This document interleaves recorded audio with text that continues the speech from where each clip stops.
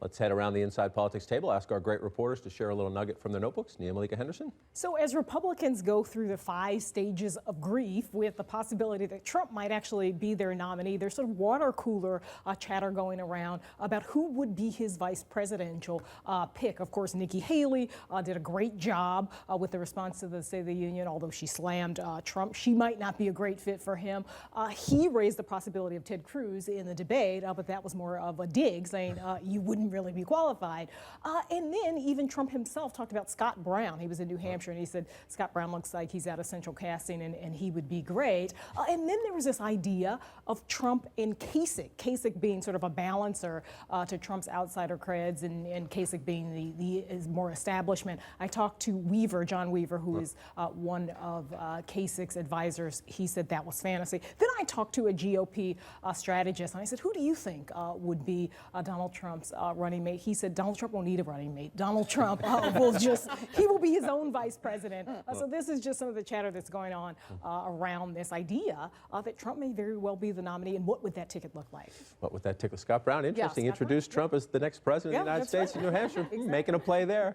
Jackie? We've been talking a lot about Ted Cruz's fallout with his friend Donald Trump, but I want to talk about another Ted Cruz friend, Mike Lee, arguably the closest person to him in the U.S. Senate, and he hasn't endorsed Ted Cruz. Now, Lee says it's because he's close with Marco Rubio and Rand Paul, and he doesn't want to have to choose between his friends.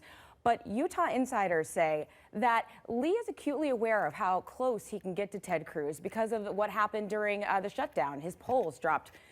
He had a huge drop in his polls. So watch that to see if Lee endorses. Careful, careful, careful. Matt? For decades, New Hampshire has argued that it is a special place for the First in the Nation primary, largely because they look at candidates up close in their living rooms, in their diners. They go to the small town editorial boards.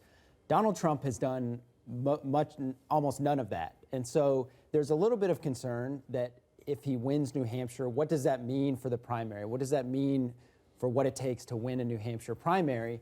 And the party's a little bit on edge up there because there's already efforts within the RNC to take away the First in the Nation status. Reince Priebus has said that there's no sacred cows going forward in 2020.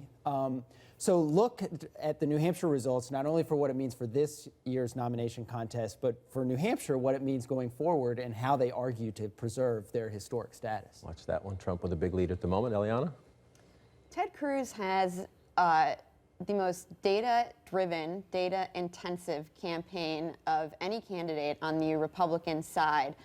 But some of the assumptions that underlie his campaign, including the idea that 4 million conservative voters stayed home, talks about the fact that 54 million evangelicals stayed home in 2012, and that he won 40% of the Hispanic vote during his Senate election in Texas in 2012, and that he could do that nationally, are incredibly controversial among conservatives. I'm curious to see whether his rivals will attack those assumptions, which have been an enormous part of his pitch to Republican voters, and whether voters will start to question them because they will have an enormous impact in terms of whether he is a viable general election candidate. First test of all that data, 2 weeks in Iowa.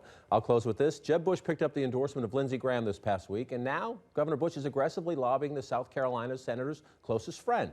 That would be Arizona Senator and 2008 Republican presidential nominee John McCain. The hope in the Bush campaign is for another high-profile endorsement designed to send 2 messages. 1, that Bush is still viable, and 2, that his veteran Senate colleagues think Marco Rubio just isn't ready to be president. But don't hold your breath. I'm told that while these conversations are underway, McCain is hesitant, big time. You might recall he has a rather complicated relationship with the Bush family, and he has his own re-election campaign back home to worry about. But we'll keep an eye on that.